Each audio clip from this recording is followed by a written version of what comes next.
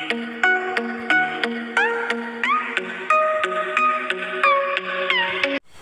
Morning students. Biology class में मैं Sunaina ma'am आपका स्वागत करती हूँ। स्टूडेंट्स, आज हम लोग लघु बीजाणु जनन के बारे में स्टडी करेंगे, क्योंकि हमारा पहले का क्लास में देखे होंगे कि हम लोग पुष्पीय पादपों में लैंगिक जनन की बात कर रहे थे। और लैंगिक जनन जो होता है वो कहाँ होता है, तो पुष्प के अंदर होता है, जो कि हम पराग कोश में देखते हैं, जिसमें कि बहुत सारे पराग कण क्या होते हैं, निर्मित होते हैं।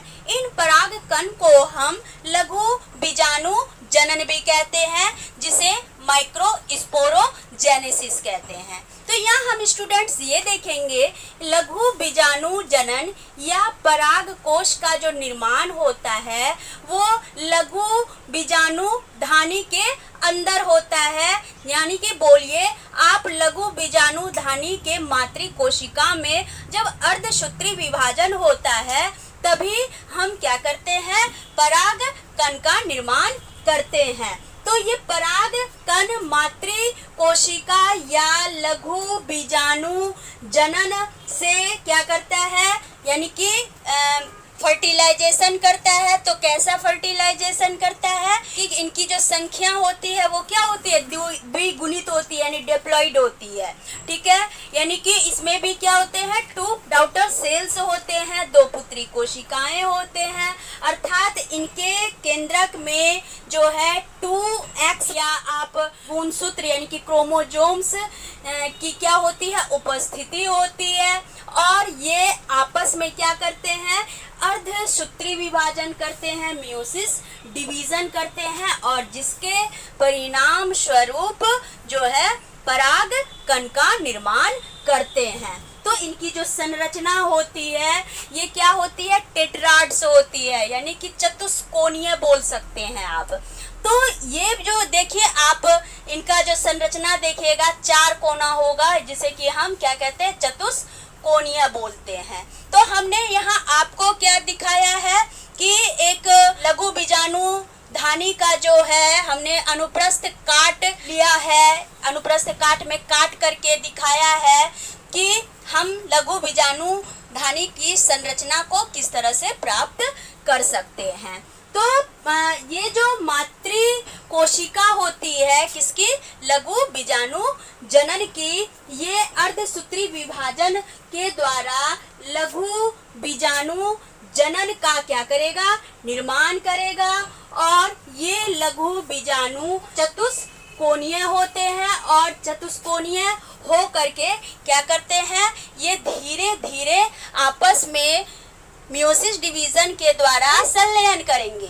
ठीक है, यानी कि ये दोनों और ये दोनों आपस में संलयन करेंगे, और संलयन करने के पश्चात क्या होता है, पराग कण का निर्माण होता है। यानी कि ये जो पराग कण जो होते हैं वो पराग कोश के अंदर होते हैं। जैसे जैसे पराग कोश क्या होते हैं, मैच्योर होते हैं, परिपक्व होते हैं, और वो प्रस्फुटित हो करके माइक्रोस्पोर्स को क्या कर देते हैं, स्वतंत्र कर देते हैं।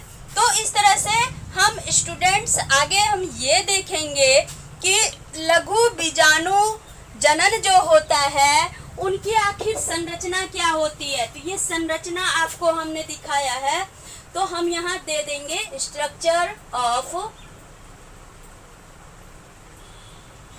Micro sporogenesis, microsporogenesis. तो हम क्या देखेंगे कि ये जो लघु बीजाणु जनन जो होते हैं इनकी संरचना कैसी होती है। तो इसकी संरचना की हम बात करें तो एक अगर हम टिपिकल लघु बीजाणु जनन या एक टिपिकल पॉलन ग्रेन्स की अगर बात करें तो इनकी जो संरचना होती है प्रारंभिक अवस्था में क्या होती है, गोलाकार होती है। बीजाणु जनन बनना प्रारंभ करता है तो इसकी संरचना क्या होती है, गोल होती है, और उसे जब हम क्या करेंगे, अनुप्रस्थ काट में काटेंगे, तो फिर उसकी संरचना क्या हो जाती है, चतुष्फलकीय हो जाती है, यानी कि टेट्राड्स में वो क्या हो जाते हैं, डिवाइडेड हो जाते हैं। तो हम यहाँ जब टेट्राड्स की बात कहें तो यानी कि एक जो लघु बीजाणु जनन या परागकण जो होते हैं, ये 4 तरह के वाल से क्या होते हैं, घिरे हुए होते हैं। तो ये 4 तरह के वाल कौन कौन से होते हैं, सबसे पहला वाल के बारे में बताते हैं। तो सबसे पहला वाल यानी कि जो बाहरी त्वचा होती है, तो उनकी सबसे जो बाहरी दीवार होती है उसे हम क्या बोलते हैं, एपिडर्मिस बोलते हैं। इपी मतलब ऊपर और डर्मिस मतलब डर्मा, डर्मा मतलब स्किन होता है। तो जब पॉलन ग्रेन्स के ऊपरी परत को, ऊपरी भाग को हम क्या बोलते हैं, बाह्य त्वचा बोलते हैं या फिर एपिडर्मिस बोलिए, ठीक है। तो ये परागकोश का क्या होता है, सबसे बाहरी भाग होता है। तो यहाँ लिख लीजिए आप लोग। तो यानी कि परागकोश का बाहरी भाग क्या होगा, तो एपिडर्मिस। परागकोश का बाहरी भाग, परागकोश का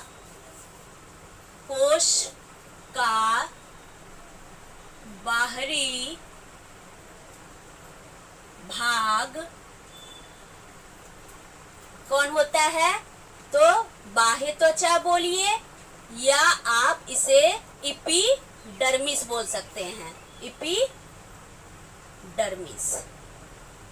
तो ये एपिडर्मिस क्या करता है, ये एपिडर्मिस जो है वो बाहरी आघात से पॉलन सैक की क्या करता है, प्रोटेक्शन करता है, सुरक्षा प्रदान करता है। यानी कि जब इनका डिवीजन होता है तो माइक्रोस्पोर्स का, तो यहाँ पर एपिडर्मिस जो होते हैं ये क्या होते हैं, जब मैच्योर होते हैं तो परिपक्व होकर के, मैच्योर होकर के इनके बाहरी जो त्वचा है यानी एपिडर्मिस जिसे हम कहते हैं, वो क्या होती है, बिल्कुल सूख जाती है और सूखकर फट जाती है। ठीक, अब हम माइक्रोस्पोरोजेनेसिस में क्या देखेंगे, दूसरी त्वचा की बात करेंगे जिसे हम अंतस्थिसिस, ठीक है। तो अंतस्थिसिस जो बोलेंगे वो कैसा होता है, यानी कि आप इंडोथेसियम की बात बोलिए। तो ये देखिए, ये अभी बोल सकते हैं आप कि ये क्या है, तो एपिडर्मिस है।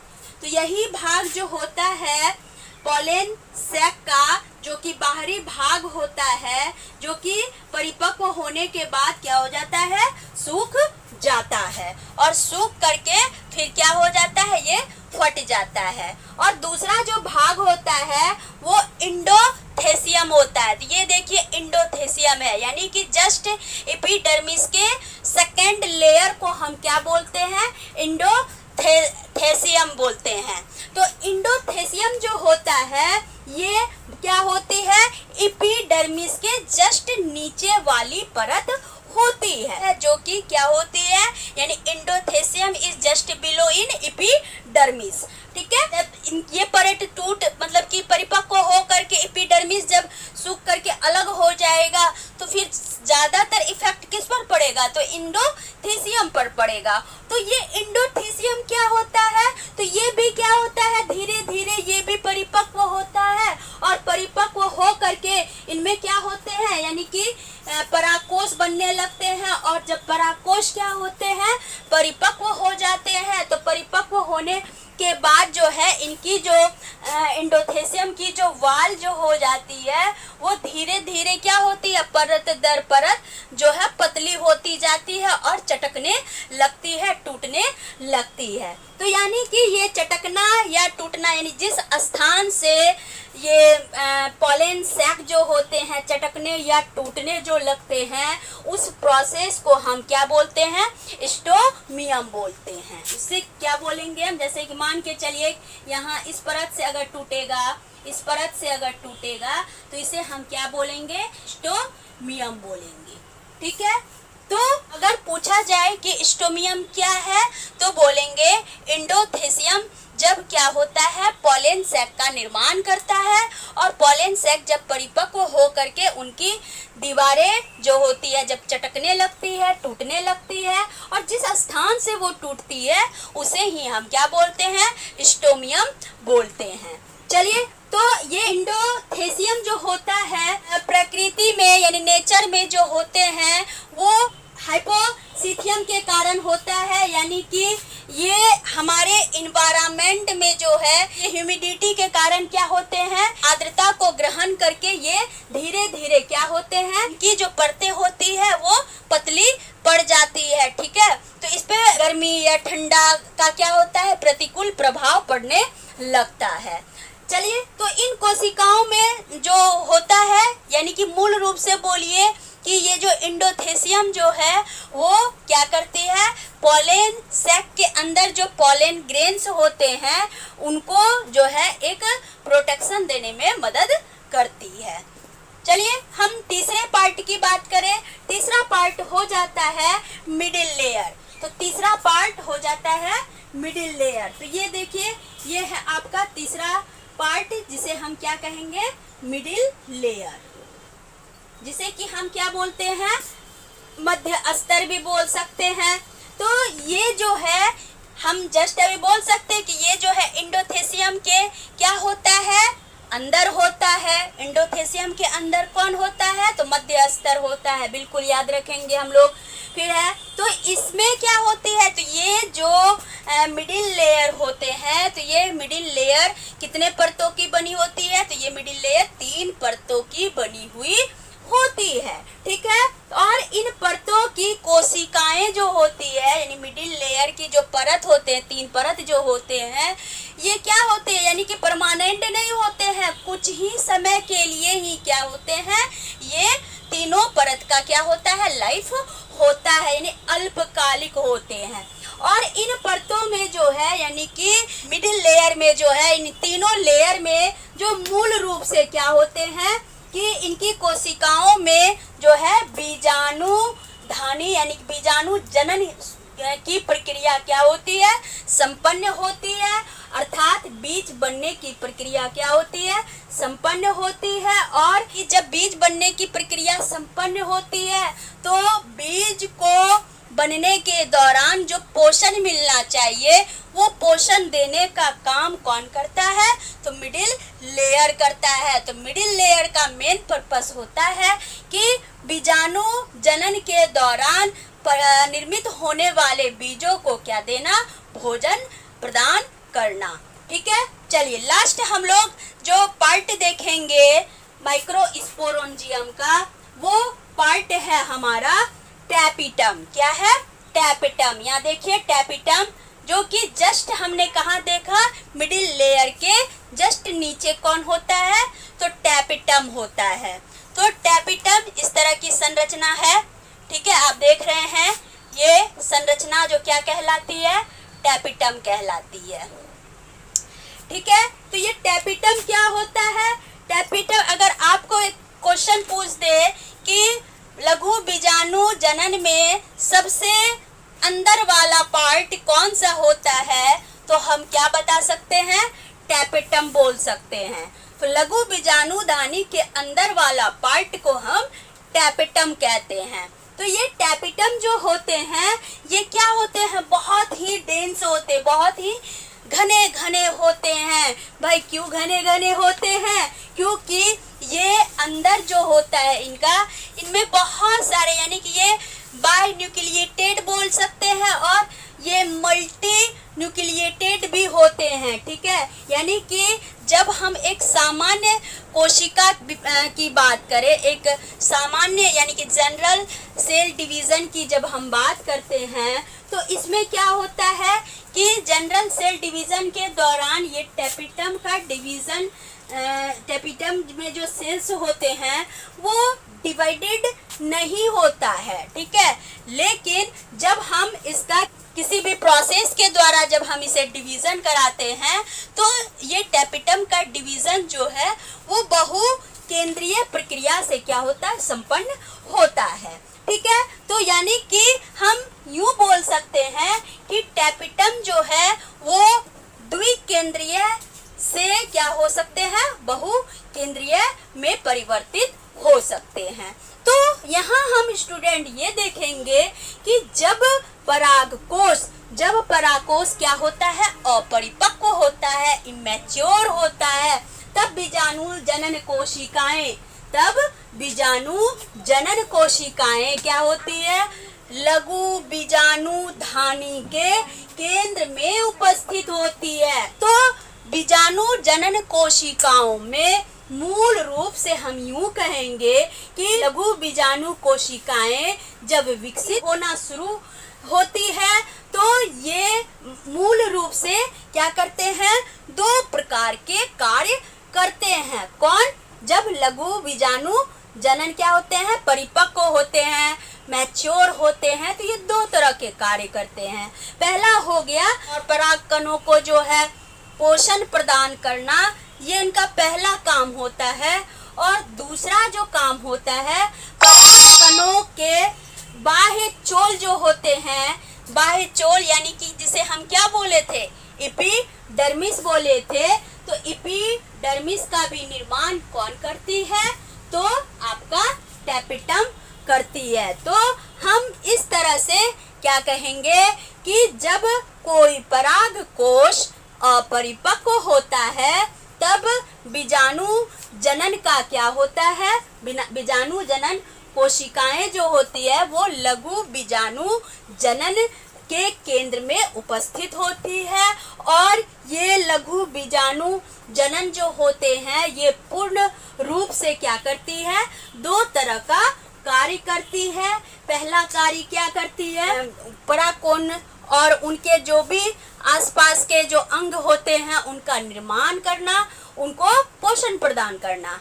और दूसरा क्या होता था, परागकण के बाह्य चोल यानी कि जिसे हम बाह्य चोल, यहाँ देखिए ये है बाह्य चोल, ठीक है, जिसे हम क्या बोलते हैं, एक्साइन बोलते हैं, ठीक है। और ये अंदर वाला चोल है जिसे हम क्या बोलते हैं, यूटाइन बोलते हैं, ठीक है। तो ये एक्साइन और यूटाइन जैसे जो एक्सटर्नल जो लेयर होते हैं वो कब मतलब कि निर्मित होता है, जब परागकोश क्या होती है, अपरिपक्व होती है। तो इस तरह से स्टूडेंट्स हमने क्या देखा कि एक लघु बीजाणुधानी जो होते हैं वो अपनी संरचना को अलग अलग स्तर पर अलग अलग तरह से क्या करते हैं, प्रदर्शित करते हैं, जिसमें कि हम अलग अलग पार्ट में क्या देखते हैं कि लघु बीजाणुधानी या अंततः क्या होता है, पॉलन सैक का निर्माण करता है। तो इस तरह से हमने स्टूडेंट आज के क्लास में देखा कि एक फ्लावर के अंदर जो है हम कैसे पॉलन ग्रेन्स को जो है निर्मित करते हैं और कैसे उससे नए प्लांट्स के उत्पत्ति होती है, ठीक है। फिर हम लोग नेक्स्ट क्लास में जानेंगे और भी डिटेल से कि लघु बीजाणु और जो उनके अंदर परागकण होते हैं आखिर ये कैसे बनते हैं और कैसे इनके बीच जो है संलयन होता है, ठीक है। आज इतना ही, उम्मीद करती हूँ कि आज का वीडियो आपको अच्छा लगा होगा। अगर किसी को किसी प्रकार की अगर कोई परेशानी हो समझने में तो आप प्लीज़ कमेंट कीजिए। और आप जो भी बायोलॉजी के स्टूडेंट हैं वो हमारे चैनल को सब्सक्राइब कर ले, लाइक करें और अधिक से अधिक आप लोग शेयर भी करें। सब्सक्राइब इसलिए कर लें कि डेली का डेली हमारा वीडियो आप में अपडेट होता रहे, आप में जाता रहे और आप घर बैठे इस कोरोना काल में जो है हमारे वीडियो का आनंद उठाते रहें। Thank you for watching. आप लोग घर में रहिए, स्वस्थ रहिए। बाय।